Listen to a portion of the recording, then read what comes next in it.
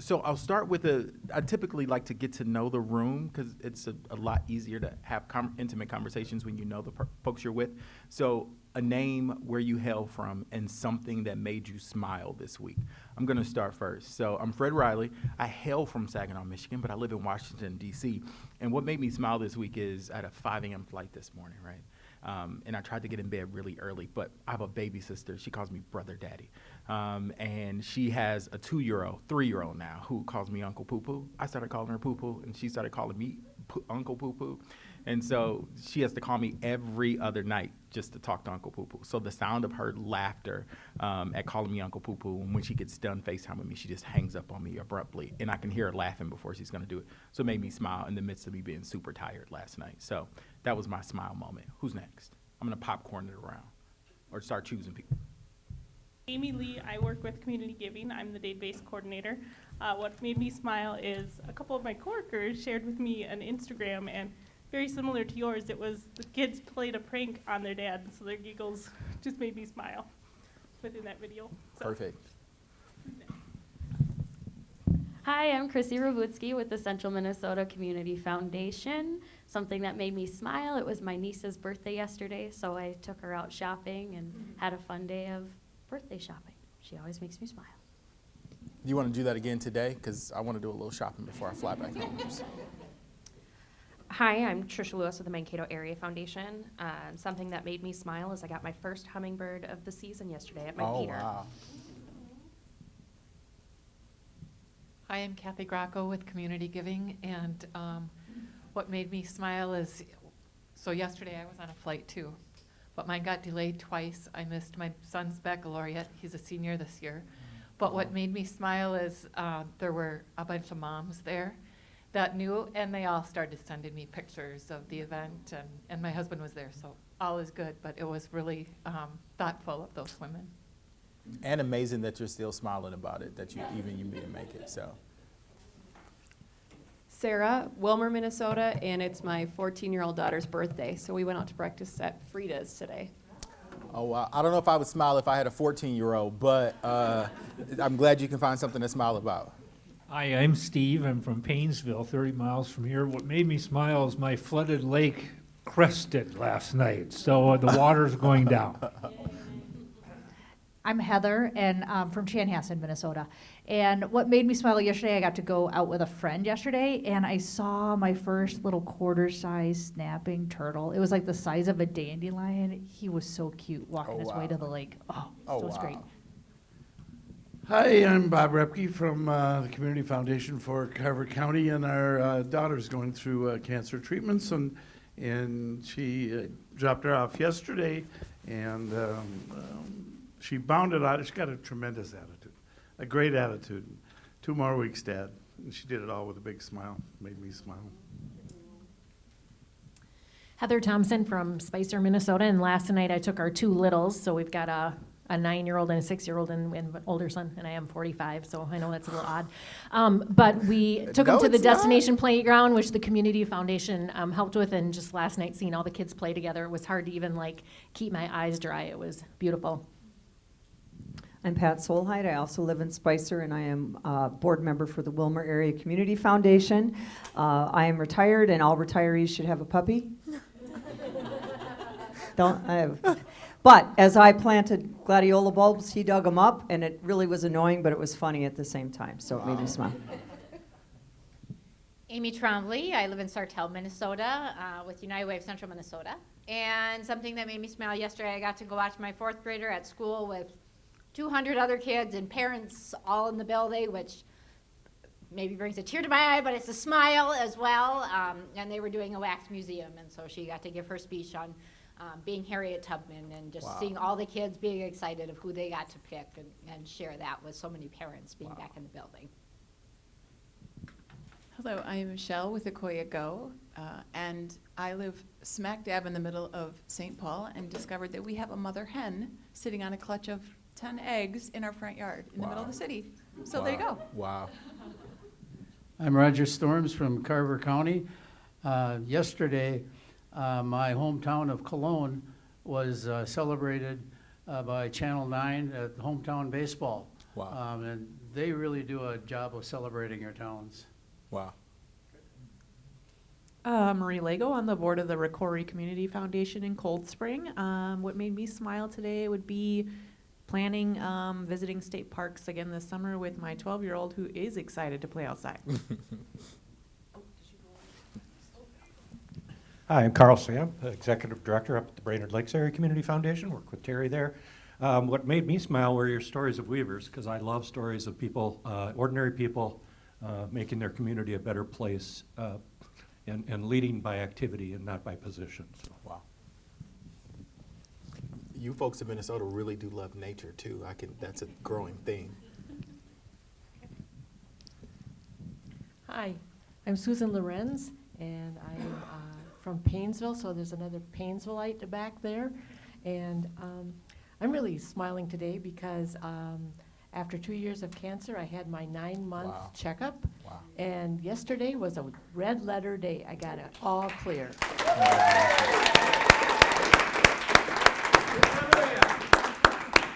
Congratulations. Yeah, congratulations. You can't follow that. I'm Jeff Yost. I'm from Lincoln, Nebraska. When we were arriving in town yesterday, we were greeted by an incredible double rainbow. Thank you for that. Wow. I'm Sally Smith from Alexandria, and I was able to go to my granddaughter's dance recital the other day, which is really cute and fun, and just all the energy is just energizes everybody else that isn't up on stage. But I also wanted to mention when you were speaking earlier today, Frederick, about people just helping neighbors. We had a tornado in Alexandria on Thursday, and I drove a couple of the areas where there's just tons of trees down and some roofs ripped off, etc. And so many people were out to help, helping their neighbors, helping somebody they didn't even know. If they had equipment that could help, they were out there, and that was just really inspiring. Wow. Hi, my name is Jill Chi. I am with the Minnesota Council on Foundations, and I actually live just a little bit south of here in Annandale on a small farm. And the thing that made me smile is we have had 7 brand new baby lambs within the last couple of weeks. We just had the last one born this morning, and it's very cute. And so, yeah. I'm Jim Kraft. I'm with the Brainerd Lakes Community Foundation on the board. And what made me smile last week, I was spending a week with my wife taking care of an 8-year-old and a 4-year-old for a week. It's definitely a young person's sport. But the 8-year-old is reading a book on powerful women, and she drew a picture of my wife, and the caption was "Community Helper." Wow. Wow. I'm Tom Anderson, also from the Brainerd area, and I think the only thing that makes me smile, recently here is a conversation with my granddaughter. I've got 4 granddaughters, and every time I talk to them, it just makes me smile. Hi, my name is Carrie Pigotsnick. I recently joined Community Giving about 2 months ago as the assistant controller, and something that made me smile in the last week or so here is I planted about 100 different little seedling trees with me and my little kids, and had a real fun time planting them with them and getting them in between all the rain showers we had. So. Hi, I'm Jim Roloffs from Brainerd. Last night I had dinner with my grandson who moved to our area for the summer because he got a job in a resort.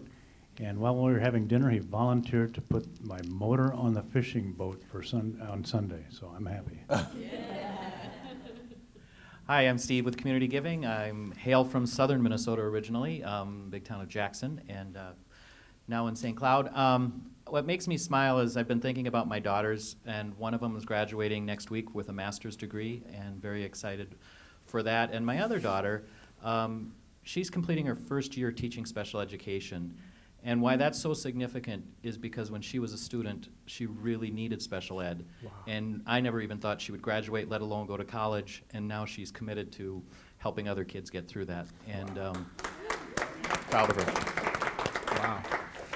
I'm Bruce from Alexandria, and I'm smiling because my flooded basement is now dry. Wow. I'm Julie. I grew up in Montevideo on a small farm, and they finally got in the field, which is great. And I work for San Anthony Park Community Foundation in St. Paul. And the thing that made me smile this morning is my other part-time job is I'm a house mom for a fraternity. So I live with 35 young men, which is an interesting thing. And one of them said to me today, "Have a good day, Mom." That was just really sweet. Now imagine doing an activity like this in a local community and the different things that you'll hear people say that made them smile. Some of the things like that I heard in here are impressive and simple, right? And some of the things are big and dramatic, like a 2-year clear from having cancer. But I think it gives you so much of a different perspective to how people live and walk through life every single day. Susan, I have to tell you, that's an amazing thing, and congratulations. Like some of the things, you know, Steve, you and I have gotten to know each other over the last couple of months, but I think it makes you even more of a as I would say to my godson, of a doper person, just because of, I know your heart, but to hear how your daughters are flourishing, and especially your daughter who finished her first year, is amazing as well. So, before I think I just have a couple of things. I want to test a couple of things, but one of the things I wanted, if there are questions about anything that I shared earlier that anybody wanted to flesh out before I jump in. Crickets, that's fine. I'm okay with silence.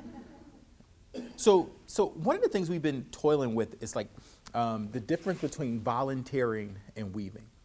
And volunteering is an activity, essentially, that you can do one time, and there's like an expected end to it.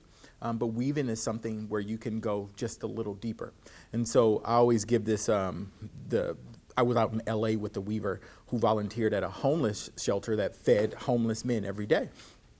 And he says, here's your schedule for the day. And the schedule says 1 hour, you're going to serve a meal. 30 minutes, you're going to share a meal. Another hour, you'll serve. And then here, you'll go do this. And so it made me get closely connected with the people there. So I had to sit down and have a meal with, some of them were a little smelly. Some of them needed a shower. Some of them weren't. Some of them were incoherent. But I had to we got to know each other over a meal. And so how do we move our communities from this idea of volunteering, which is a good thing to do. It's not a bad thing. It's good to volunteer. But how do we get them closely connected? So that's the conversation I want to have today. How do we go from volunteering to weaving? Because weaving is connecting with people. It's getting to know the people. It's understanding the reason why you're building the home and having a conversation and a relationship with the people who inhabit it. And then what it ultimately does is build trust, and it builds this community connectedness. Come on, let's move. I need your advice. I don't want to talk the whole time. I just got done, so I want to talk to you all. Amen. I'll take up an offering next. You ready?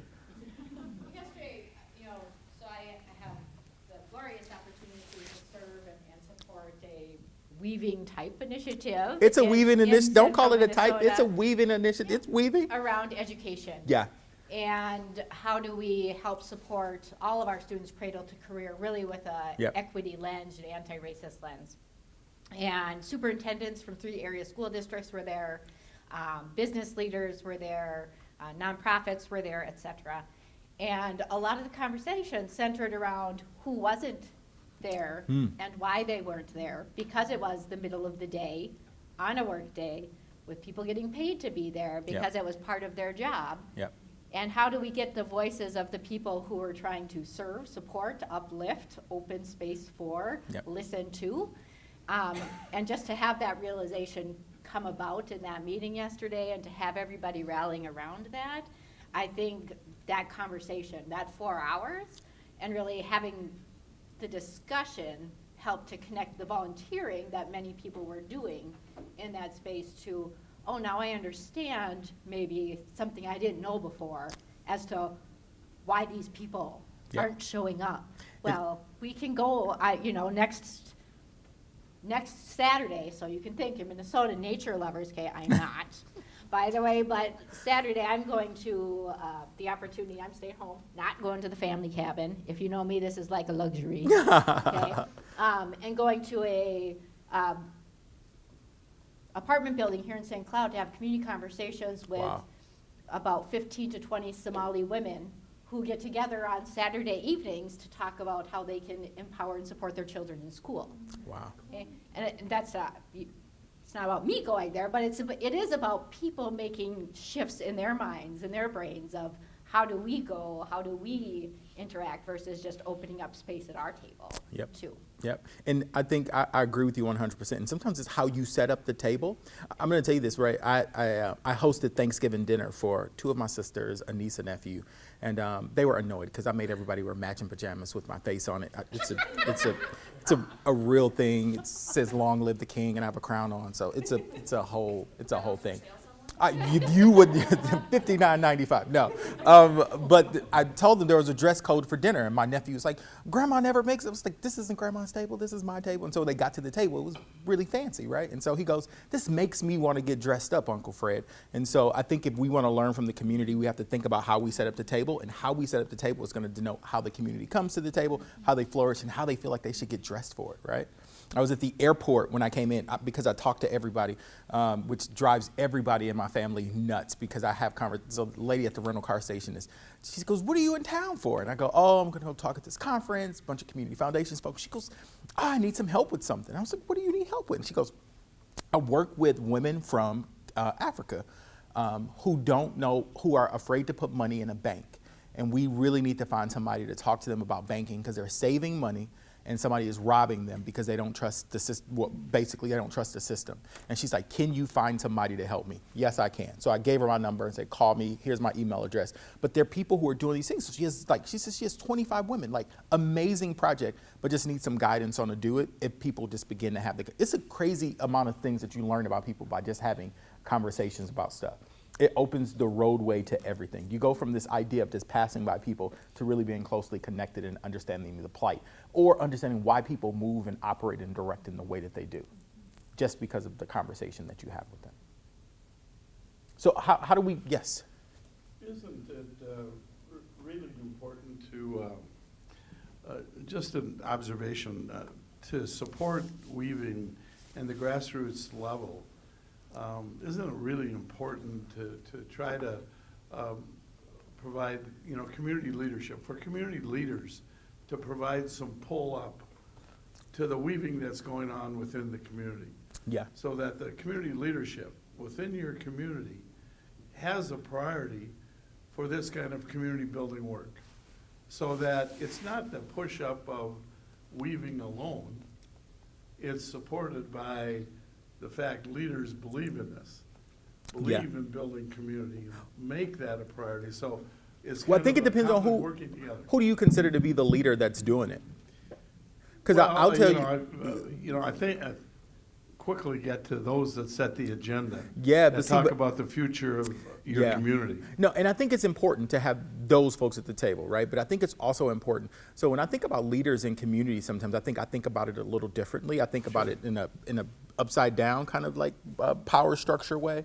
So in Baltimore, there's a guy, his name is Rocky. He spent 30 years in jail. He sold drugs. He says, "I murdered people. Nobody knows about it." He says, "I tore the city up." Didn't quite have that idea. No, I know, right? But hold on. But let me tell you, right? So he got out of jail, and he says, "I got out of jail, and I saw the neighborhood that I tore apart, and I wanted to do something about it." He's an old man now, on a walker, in a wheelchair sometimes, had multiple strokes. But if you go to that community and nobody knows who you are, they're going to go find Rocky and say, "Who is this guy, and what is he doing here?" Yeah. So he's rebuilding parks. He's like painting murals. He's calling the head of Coca-Cola to come in and put this in, all because he says, "I am the leader of this community. I'm responsible for them," and he's making it happen. And so I think sometimes when we think of leaders, it has to be the elected person or it has to be the person with the money. But sometimes it's the person who spent 30 years in jail.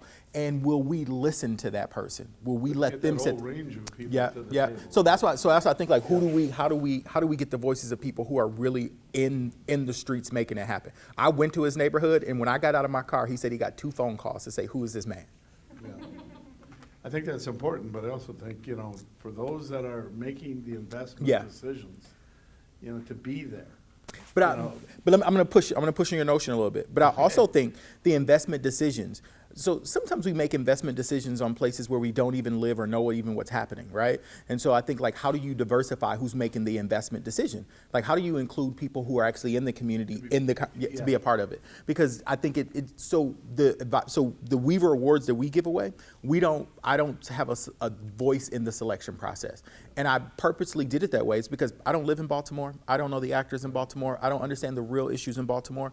And so the people who choose them should be the people who live in Baltimore. And so we have a group of and these are closely connected community leaders who choose the actors who get the awards there. Yeah, amen.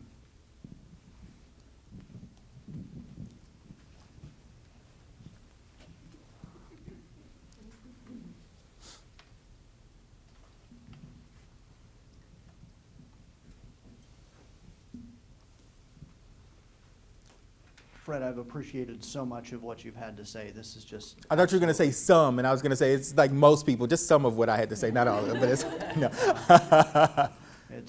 It's tremendous stuff. Thank you so much. I think in some ways, and I'd love to sort of figure out the rural-urban connection in some of this. So one of the words I haven't heard people in the Weave Network talk about very much yet, and I wonder if you guys are talking about it or if you're talking about it, and I'd be really interested in where people in the room are at on this. In small towns in particular, one of the primary barriers we have to getting on is forgiveness. Yep.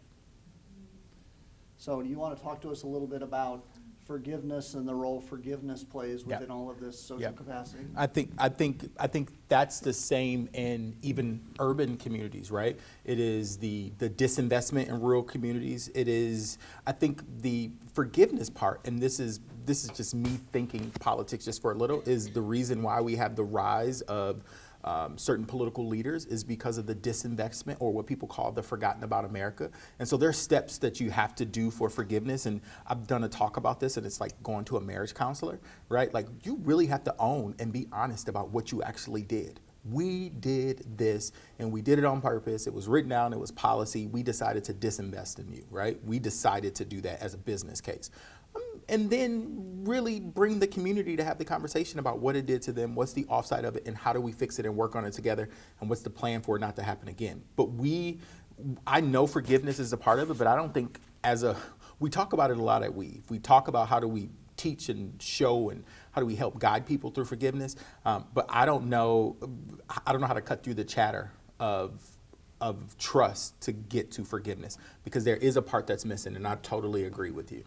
So I don't know if I can add any value, anything of substance, but we have to go through a process of recognizing and forgiveness, because if not, we're going to be stuck. And I think in neighborhoods and small towns, you have this spider web of relationships. Yep.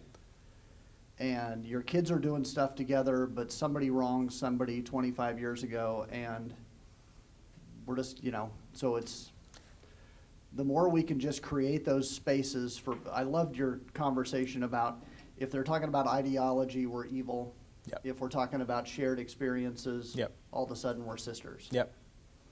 And I thought that was a brilliant example. I think I think about a lot like my parents, right? So my parents grew up in small towns, and they have like these, sometimes like, y'all are the Hatfields, like you're fighting against everybody in this town. Like, what's wrong? Like there's only 10 families in the city, right? They didn't used to look at us the right way. And I was like, how do you get to the point to where you recognize that y'all are now in your 70s and you can have a conversation about something else other than that, right? I don't know how to move the table on that, because I think some people get so stuck and so complacent.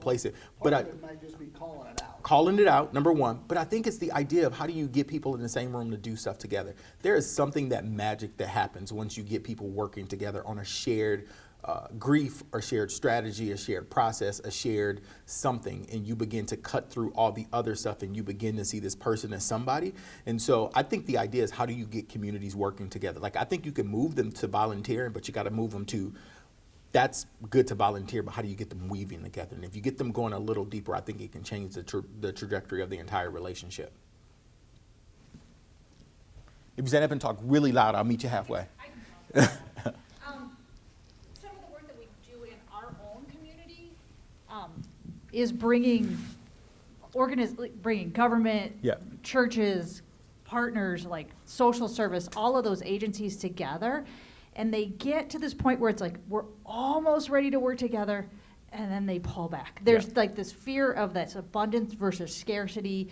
There's only so many volunteers, and I don't want to share my volunteer because what if your toy's prettier than mine, or whatever, or the Rotary clubs, or this foundation, or this grant's going to like you better. And so we fight constantly. We just make steps forward and then pull back because it's like, oh, I have to protect what's mine. How do you deal with that? Let me tell you how I personally deal with it, right? And I get a lot of grief from this. So I work for a 70-plus-year-old think tank, right, that is morphed into an action tank.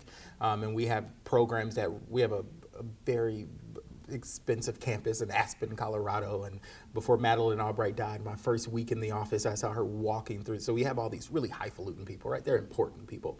And I believe that there's enough for everybody. And so if I'm on the phone with a donor and I know it doesn't fit my particular wheelhouse, I'll say, let me connect you with this program over here. They'll do a better job of getting you where your direction you're headed. And people think it's the craziest thing. Why would you give them I was like, actually, I don't own the donors. They're for the greater good, and it just makes more sense. So I believe in sharing, right? I don't think that anybody can take, but you share. But I don't think most people share that particular thing. I think if folks were really in it for the same thing, they would recognize that a win for one is a win for all. And so I don't know how you center them back in the room on the one thing and what's the go. I used to have a boss that would say, what's the main thing? Keep the main thing the main. And so I think you got to keep the main thing. And if it's the community or the kids or whatever it is, and if we want, that's the win. So people get lost in that. And I also think we get lost in it because of that whole big organization, administrative overhead. I need the dollars for this. And you lose sight of the mission and it begins to creep away. And it's all about how do you keep people paid? Although it's an important thing, but it is not what you were founded to do.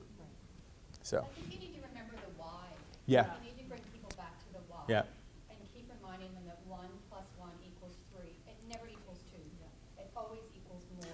You threw me off for a second. I was like, wait a minute, hold on, I've been doing this wrong my whole life. No. But it always equals more when you work together. Yeah. Yep. And the funding will come. I believe it. I think if there was every funder who I know who have funded the work that I do, always say, we have so many people who come to us from the Aston Institute. Can you all do something together? Nope, because we're 75 ships swimming around each other. Can we do something together? So I could fix this if I could fix it there. Do you think understanding leadership at a community level, because you just talked about the shared vision, Yeah. getting people to share and to work together to share, here's what it's all about. Yep. Here's what we're trying to accomplish. Doesn't that underscore the importance of understanding what good leadership means within a community, so that it's not about being an elected official or anything, but you understand the principle of what good leadership is? Yeah, and I think it goes to what's maybe not a shared vision, but a shared framework. Because if you have a shared framework, then I think I could have a different vision, Steve could have a different vision, but if it falls along the framework, then I think we all win in it. But I think what is often happened is that we have the one vision that we can see for the community and nobody else's matters. And so how do you erect a framework for what a community vision could look like, where everybody's vision could live in it? And I think the ultimate vision for every community is for folks to live healthy lives, a safe this, it's the American dream, air quotes, right? That's what the vision is. I'm sorry. I thought that's what you came over here for. I thought you came over for that. In your presentation, you talked about in the donations that you make to the different groups, that you encourage them to collaborate and work together. Yeah. You know, that's one of the things in our grants committee that we look at. Do the people that are asking for the grants understand who else in the community is also part of that? How do you get them to work together? So it's just a circle that we had them around where it bubbled up. So it was one of the things we wanted to make happen, but we didn't tell them as part of the process that they would have to. What we would do is to see the shared vision around the work that they were doing and how they connected with you, and we began to connect them together to say, we're going to give you the same amount of money, but you could do 4 times it if you all did this together. And it just worked out. There was a synergy in it. I'll tell you, because the projects that we had ranged, right? We had Shorty with the barbecue truck, right? who decided that he was going to do the barbecue truck in Rocky's neighborhood, right? And so so he went to Rocky's neighborhood. Rocky was doing that. And then you had another group who was paying young people to do community gardening projects all around the city. And so they started paying the young people from those two communities to come. So it just all worked out together. And so they got to, like, their project became so much bigger because of the idea of working together. And it just shows you the gamut of things that were happening, right? Barbecue project, the community garden project, this thing what Rocky is doing with all of these different pieces. And then there was somebody who says, I have 7 staff members who are doing great work. I pay them pennies. Can you give me money so I can pay their health insurance for half of a year? Yes, we will. That's what you can use the money for. So it morphed into something totally different because of it.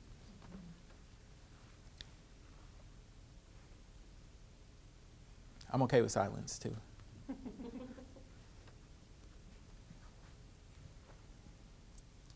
So what is there anything that I said that you thought was absolutely nuts and there's no way I want advice on this stuff. Like, what was something that I said that you thought was tremendously crazy and there's no way you can do that in local communities or get people to do in local communities? Steve? Well, I'm not going to say it's absolutely. No, tell me. I want to hear it. No, I'm curious just if you could expound on even building on what you just said. Yeah. So at Community Giving, one of the things we've said to the communities we work with is we believe in staffed community foundations. Yeah. And the reason we've said that is because we don't believe sometimes sometimes it can just happen, but more often than not, we have found that having a staff person in a community helping bring together people on an ongoing basis and paying them a livable wage is important. So where is the line between encouraging and legitimizing and saying this kind of a career or doing that kind of work is important, and then just organically letting it happen? Yeah, so 2 disclaimers. We were really lucky in Baltimore because my deputy lives in Baltimore, understands the neighborhood, and so we had an actor there, right? But we recognized in this next iteration that we had to have a local conductor. And so we hired a community consultant to do the work alongside with us, with the folks, just because if you're going to build trust, folks want to hear from the people who are there. But I do think it's important to have a person who understands the community. Let me tell you why. So the committee that we chose were folks who aren't as smaller groups, but they are small, they run small grassroots groups in Baltimore. And I recognize that I could read an application from you and I could say, oh my God, this is so great. But this person who knows the community is gonna say, this person is fluffing you, no, don't give them money. And then you have the whole group of 10 tell me that and I go, okay, there's something there. And so I do think it's important to have folks, I don't know if you have to have a person who necessarily lives in the community or people who understand it, or a myriad of people who can give you different perspectives on that particular community. But I think each community is so different that you do have to have a perspective from there. So we'll do the same thing in Wilkesboro, North Carolina, same way in Baltimore, and we'll do the same thing in Bridgeport, Connecticut, just because we want to understand how this will work in a rural community and how this could work in a smaller urban city as well.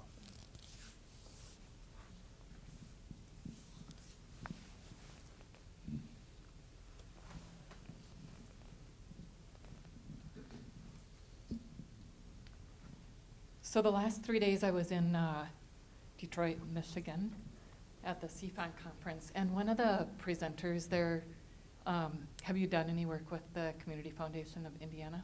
No, but I do know them because I worked for the YMCA and they have a big college savings, it's Kirk, I remember, yeah. So I've done work with them at the YMCA of the USA. Okay. Yeah. Well, they shared a interesting concept there. But I don't know how they found the actors in the communities or the neighborhoods. But what that foundation has done is trying to create change and really centered around DEI work for neighborhoods. And so they found a couple neighborhoods and they found the key trusted individuals that live in the neighborhood to become the leaders and work with those neighborhoods. Now, the Community Foundation programs person would meet with them, and it took quite a while because those the representative from neighborhood A, she would be very honest and say, I don't trust you. You come from an institution. I don't trust you. And so it took that person to say, I'm not here with the answers. I'm here to learn from you. And I don't know I don't know where we go from here. And so what they ended up doing is they paid these individuals to serve as neighborhood liaisons that and have really created some amazing projects and impact from that. Well, we pay the local person that's working with us in Baltimore, but we also pay the committee for their time. So I pay them hourly wage for the applications they sift through. But that idea of having a community captain is right from the first pages of big city mayors, African Americans who won in major cities. It's what Coleman Young did in Detroit. It's what Andy Young, it's what what's the first black mayor of Atlanta? Maynard Jackson did in Atlanta. They'd go to a neighborhood, housing projects, and they'd hire, at the time, a little old lady who was the mother of the building of the projects and say, you're the person that's going to get everybody in this place to trust me and get them to vote for me. And they'd send her off.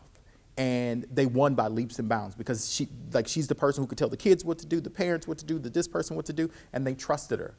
And they learned from her, and they built their campaigns around what she or he said in the community. So it works. Like, there are people in neighborhoods who are the opinion leaders, and if we get those folks to move the messages and then help us set the agenda, you could change the entire face of the entire neighborhood. There's a great documentary. It's on PBS, but it's called the East Lake Meadows housing projects in Atlanta, and they showed how this one lady, in protest to what the housing authority was doing and how they felt like they were disinvesting them, pushed them to change their whole methodology and how they did things in East Lake, all because she stood up and said, I'm in charge of these people and you'll do it the way we need it done. And it changed the whole, the place, it is the model for purposely built communities. Have you all heard of them? It is what purposely built communities are not, how they're now building their, rebuilding housing projects around the country because of how she forced East Lake Meadows to change how they did operations. She says, you are turning this into a war zone. You are turning this into this. If you do it this way, it'll be sustainable. If you do it this way, folks will live here. And she revolutionized the way housing projects are done around the country.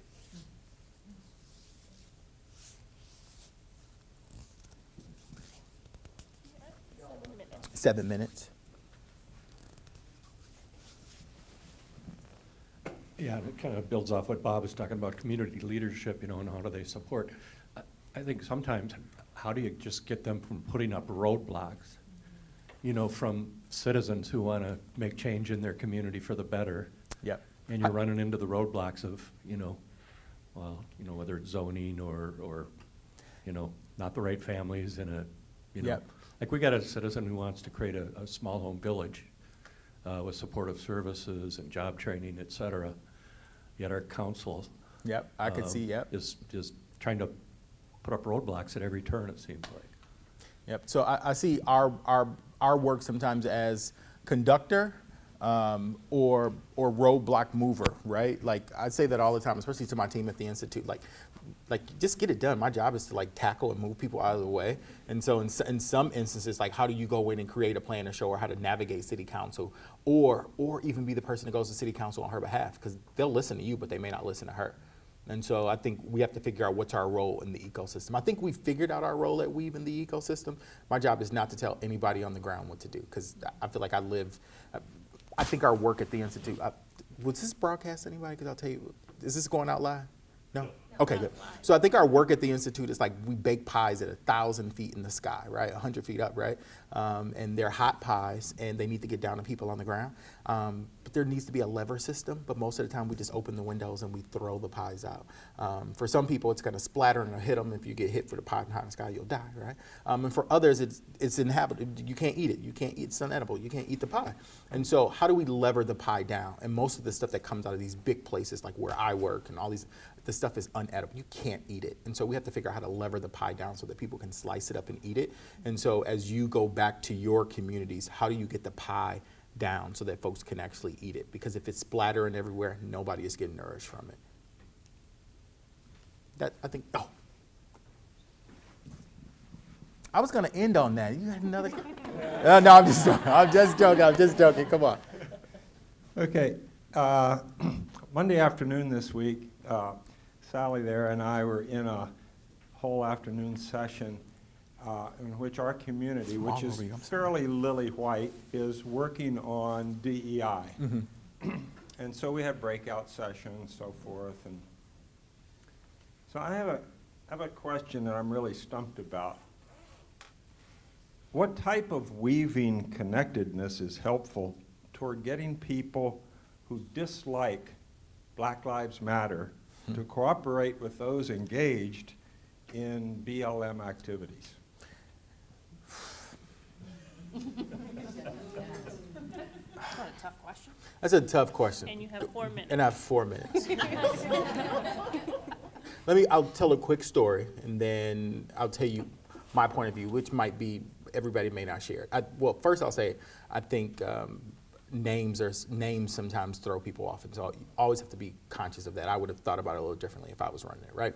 But so I have a twin brother who's married to a woman who is biracial, so she's Japanese and Hispanic, and her parents are amazing people. They call me Miho '2 because my brother's Miho '1, so they love me. So I vacation with them. They're spectacular people. But her father's Japanese, and her father saw him several months ago. He's like, that Black Lives Matter BS, blah, blah. He's just going on and on and on about it. And my brother goes, he's trying to get you into a fight about this. And I was like, I'm not going to fight with him. I'm not going to fight. This is his home. I'll let him say whatever he's going to say. But when I broke down for him why we're doing this, I went down like historically the context of medical, housing and all this stuff that he never really knew about. And when I got done, he goes, I understand why people would say Black Lives Matter, because it's never mattered to people. But I don't know if you have the time to do that. But I think what you have to do is to invite people to understand the historical context and the human context of what Black people have experienced, or what any people who've gone through atrocities in countries like the US or Europe have experienced. And I don't know if that sets the stage for this humanistic view.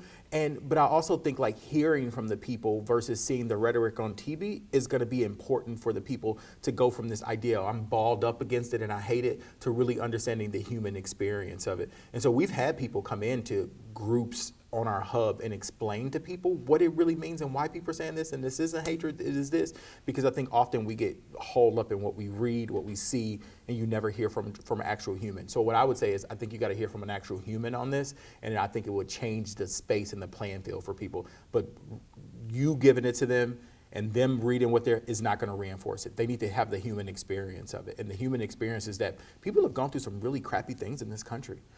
People have gone through, I was talking to somebody the other day about how I'm 40 years old, but I'm a first generation out of abject poverty. And there's a historical context as to why. Like I can see it and I can paint it out and I know why and all this stuff. I don't live that every day, and I don't go around telling people, oh, I was this because of that. But I think if people understood the plight of people, it would help them to see it a little differently. So I think, did I answer your question? I hope okay. Well, I think too, it's like, to me, what I feel like, it's just this idea of like you constantly have to keep going upstream. Yeah.